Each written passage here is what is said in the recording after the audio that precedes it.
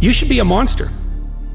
You know, because everyone says, well, you should be harmless, virtuous. You shouldn't do anyone any harm. You should sheath your competitive instinct. You shouldn't try to win. You know, you don't want to be too aggressive. You don't want to be too assertive. You want to take a back seat and all of that. Wrong. You should be a monster, an absolute monster, and then you should learn how to control it. The best men that I've ever met are very dangerous men. You don't mess with them. A harmless man is not a good man. A good man is a very, very dangerous man who has that under voluntary control.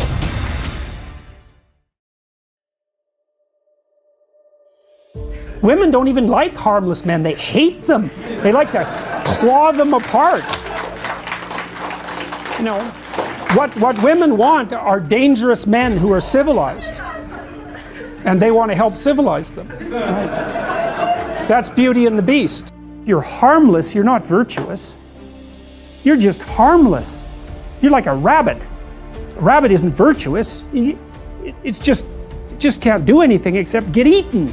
It's not virtuous.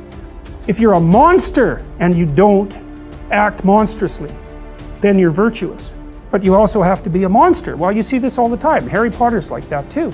It's like he's flawed, he's hurt, he's got evil in him. He can talk to snakes, man. He breaks rules all the time.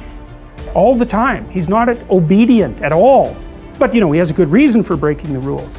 And if he couldn't break the rules, him and his little clique of rule-breaking, you know, troublemakers, if they didn't break the rules, they wouldn't attain the highest goal.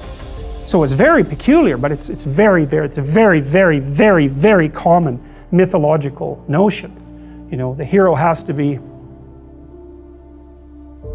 a monster, but a controlled monster. Batman is like that, you know. I mean, it's everywhere. It's you know, again in the Harry Potter stories, you see he's touched by evil, right? He actually has a soul fragment that's embedded within him that's as black as anything can possibly be. That's why he can talk to snakes.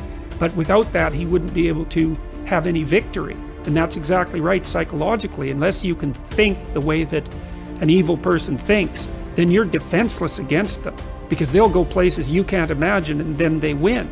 And so the best men I've met, it was interesting even when I was in junior high and high school, because most of my friends dropped out, you know, by the time they were grade 10, thereabouts. And a lot of them were guys who developed physically. They're pretty powerful, and they're just damn sick of putting up their hand to go to the bathroom. It was like, you know, they're not doing that anymore. One of my friends got kicked out when he sort of challenged the gym teacher, you know, physically. And the gym teacher, he could do an iron cross. He was a tough guy, and so it was no trivial matter for my friend to stand up to him, but he got expelled anyways. But, you know, I noticed that it was often the kids whose character I admired that either quit or got expelled, and they were the tougher guys who were just sick and tired of following rules that didn't take into account their character, and then they'd go off and work in the oil rigs or whatever. And you could do that in Alberta at that time. That was really hard work, you know, so it wasn't like they were necessarily taking the easy path.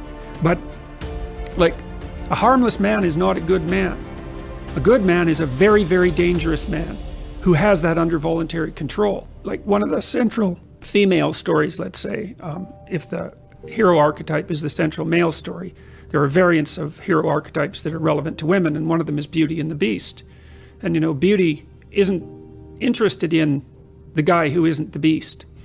She's interested in the guy who's the beast, and that's exactly right, but she's interested in the guy who's the beast that can be civilized and disciplined. There's no safe places.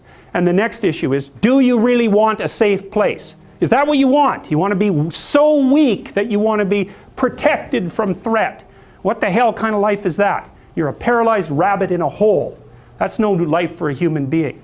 You should be confronting danger and the unknown and malevolence, and the reason for that too is, this is the weird paradox.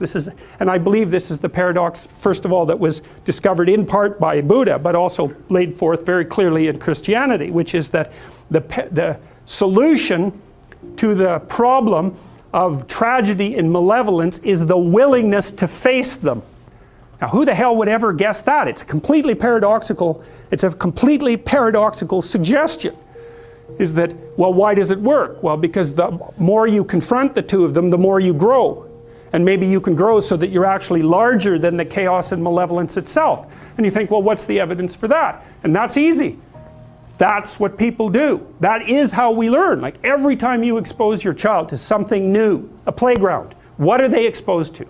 Chaos and malevolence. Now there's more to it than that, obviously, because kids play and they, you know, they promote each other and they form friendships and all of that. But in the playground itself, there is the complexity of the social structure and the malevolence of the bully. It's right there. And you throw your kid in there and you say, adapt, and they do. Okay, so they can do it at a small scale. It's not trivial. The playground's a complicated place. The kid can adapt. Well, how much can you scale that up? Can you scale that up to from the chaos and order and malevolence of the playground to chaos and order and malevolence itself? Well, that's the question. Well, I don't think there's any reason to answer that in the negative. So, because we don't know the full extent of a human being. And it is the problem that's worked out. So in the Buddha story, for example, what happens after, so Buddha's world collapses in the same way that Adam and Eve's world collapses. It's a consequence of repetitive exposure to mortality and death. What happens to Buddha is he realizes that the little protected city that his father made for him, the walled garden, it's exactly the same motif that's in this Adam and Eve story, it's fatally flawed. That kind of protection cannot exist, and he discovers that in pieces, right? Which is exactly what happens to children, is that they go out, they discover a limit, they run back. And the parents can help them with the limit. They run out, they discover a limit, they run back. But at some point they run out, they discover a limit, they run back, and the parents have nothing to say to them. Because they've hit the same limit that the parents hit. Which is like, well, what are you going to do with your life? How are you going to operate in this archetypal universe? Well, your parents can only say, well, they can say you identify with the proper archetypal figures. They do that, they at least act that out for you, but at some point it's a problem that they cannot solve for you without making you weaker. Now you can tell, I think one of the best, there's two pathways to the development of the shadow, and they're tightly allied with one another. The fundamental pathway is truth, and that's to face the bitter truth about yourself. But to break that down more particularly, you might think about that as the capacity to observe your own resentment. You're going to be resentful and bitter in many situations because you don't get what you want. And if you watch that resentment and bitterness, you'll see that it produces fantasies that can be unbelievably dark. And that can be very frightening, and you might not want to admit to yourself that you're actually capable of having fantasies like that, or impulses like that, or aggressive feelings like that. But the thing is that if those aggressive feelings and impulses and fantasies are integrated into your character, it's like you're opening up a dialogue with a part of yourself that can be very forceful and strong and dangerous. And it's really useful to be dangerous, because if you can be dangerous, you often don't have to be. And it's often weak people. For example, it's weak men, generally speaking, who rape. You know, that's a very, very common occurrence, and that's a violent act, but it's born out of weakness, not out of strength, that's for sure.